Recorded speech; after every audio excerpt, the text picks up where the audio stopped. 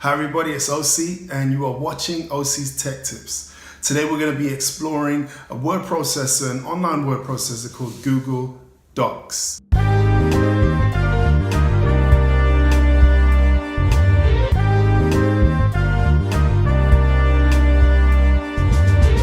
Okay, before we get into the video, don't forget to like, share, and subscribe. If you're a teacher, share with other teachers who may find this video and these tips useful.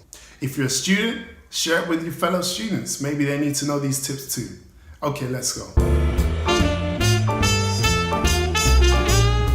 Okay, here's how to open Google Docs. When you open up Drive, you can click in the top left corner in the plus symbol. This is new. And it will give you different options, add new folders, etc. And then you'll see Google Docs, Google Sheets, and Google Slides, and there are more options that include Google Forms, Google Drawings, Google My Map, Google Sites, and all kinds of other cool things, as well as Jamboard. But we are focused on Google Docs. Google Docs automatically saves as you type. You don't have to press any save button.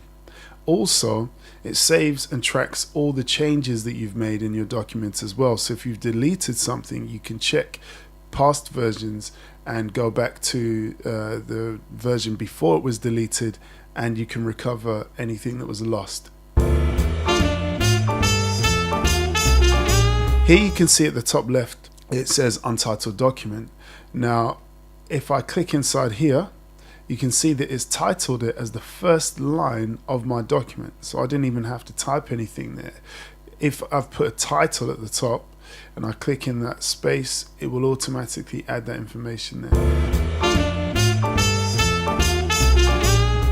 Google Docs allows you to be able to voice dictate to the document, and it will type up exactly what you say. That is found in Tools. You click on Tools and you go to Voice Typing. Click on that. Let me drag this out of the way so that we can see the whole text. Once I've pressed the record button, it should record all the things that I'm saying as I talk. Full stop. New line. As you can see, it's quite accurate. In fact, I'm going to talk with my normal voice and see what happens. Maybe I'll talk with a bit of slang as well and see how that works. Okay, so new line. Okay, so you can see that it works. I'm going to stop talking and I'm going to turn off the record just by pressing the microphone here, and it should stop. Remember, when you are doing voice dictation, to put in all the punctuation marks, every comma, every full stop, every exclamation mark, every single punctuation that you require, and it will type it as you say it. Full stop, new line. Usually the new line command works very accurately. Sometimes, as you can see here, it continues on the same line and it said full stop and new line. I'm going to stop the dictation and see what we can do about this. As you can see here, some of the information is underlined with dotted lines. So if I right click on this, it's asking me, did you mean? And the suggestions here are an actual full stop and the return key to show that I need a new line. And yes, I did mean that. So let's do that. And you can see it applies that automatically, which is great. And there are other things underlined. So let's right click on this. Accurate. It's quite, yes, I did mean that. Things that I'm saying as I took, let's see, as I talk. Yes, I did mean that. So you can go through and right click and make the changes that you need to make.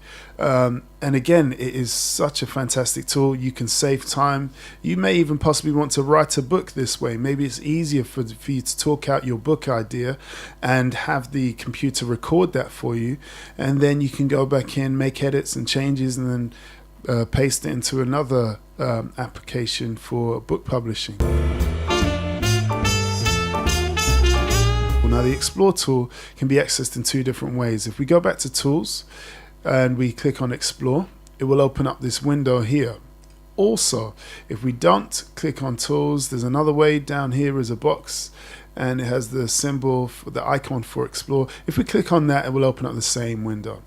Now here, this gives you the full access because this is Google Docs. It gives you access to a Google search, which includes websites and images. So if I type in hats, you can see here it brings up the top 5 lists on Google search for hats, and there are a couple of things I can do with this. Now, if I click on the link, it will open up a new window. But if I select some of the text from here, I can actually copy that and paste it into my document. Now, what I can do with this is I can also add a citation so that people can know the website that I've actually got this information from. And I can do that by clicking the exclamation mark symbol in the top right, and that will add a footnote. So you can see there that little 1 has shown up, and that shows that this information is from this citation. And citations will show up at the bottom of the document here. You can see explained exactly what the quote is and the website that it's come from and when I've accessed it. So that is a handy tool if you're writing any kind of formal text such as dissertations. This would save a lot of time in referencing. So that is another thing that can be done. And as I said, clicking the link will open up a new window. So that's citations. The other thing that can be done from the Explore window is to add images. So if I click on images, we've got some nice fedoras and Panama hats here. We can literally insert an image. And what I did just now is I double clicked on it to enlarge it, see a larger view. You can do that if you want to see a larger version. If not, you can just click and drag and it will go onto your document. And again, it's got the reference of where it has come from. However, what we can do with this is once we've clicked it, we can see that it's highlighted with a blue square around it and the grab points. We can resize it, but also we've got options here. It says inline, we've got wrap text, and we've got break text. So inline is this, it is in line with everything that we're doing. It is not disrupting the text, and we could type above it and we could type underneath it. If we click on wrap text, what happens now is when I move it, I can actually drag it and it will push my text either side. Now, if I made this image slightly smaller and did the same thing, you can see here that it is flowing with my text. So I can actually embed it within the text, which is really handy. And actually break text takes away the text at the sides and forces the text to be top or bottom of your image. So that's inserting images. Also, you have access to your Google Drive account. If you have anything in your drive that is related to your keyword, that should show up here. Naturally, I haven't, so there isn't anything showing up there. You may very well have lots of hats stored in your Google Drive. Okay, so the last feature that I'm going to show you is actually an add-on. Now, add-ons can be found under this tab here. Anything that you've added will appear here. So I've got Reader added to mine. I'm going to talk about that in a moment. If you haven't got anything here, and if you've never used it before, you won't have anything there. You would click on Get Add-ons, and I'll just show you how easy it is. You will see a list of different add-ons for Google Docs or for Google Sheets or for Google Slides. There are lots of different add-ons for different applications, and you can have a peruse through them, or you could type in a search entry. So I typed in Reader, and that brought up Reader, and it says here it reads text from your Google Docs, scrolling through highlighted text and reads it out loud. How cool is that? So you can look at an example of how it works, and you can click add. Mine says manage because I already have it.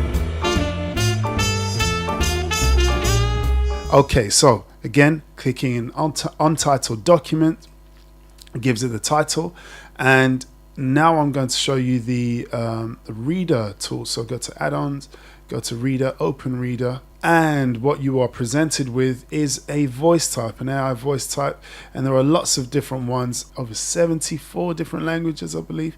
I do prefer the version that I have now. You can adjust the volume of the voice that's reading out. You can change the speed at which the text is read out. So if you want supersonic fast, go all the way there and drag it all the way to the right. If you wanted it to be super slow, you drag it all the way to the left. Also, if you wanted to change the pitch, you can drag it all the way to the right for the chipmunk version of the reading, or you could drag it all the way to the left to the monster for the monster style voice of reading. In the middle is just right. And delay scroll, this is slowing down the rate at which it goes through each line. You don't have to select any text, it will automatically read from the top. So you press the glasses and it will start reading. There are some things that we can do with technology that will save us so much time, yet we opt for the slower way. This is not because people don't want to save time, but is because we like to work in flow. We don't like disruption to our working pace by trying out something new. We often don't have the time to try. So that was a quick look at Google Docs. It is very useful.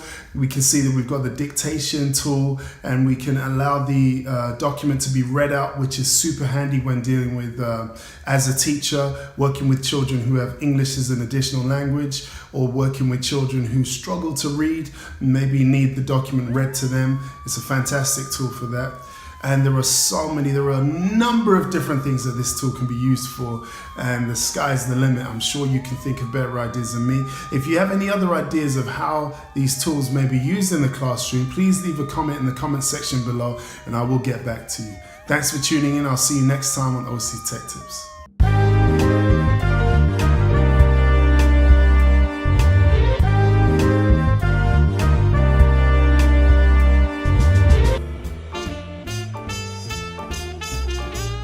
First of all, click on all changes saved in Drive, and that should lead you to this window here. It will enable you to see the different dates that the document has been edited, and you can see the different times of the day that major changes have been made to that document each time it auto saves. You can find the version of the document that you like, and you can go to restore this version, and that allows you to keep those changes. So here I have just reverted to a restored version of some text that I did have saved on my clipboard by copying it and cutting it, but because I've copied things since then, that information had disappeared. I don't know if you've ever had that problem before, but I certainly have, and this is so handy because I typed this up ready for this tutorial and I thought I lost it, but I've just skipped through and found a previous version. Voila.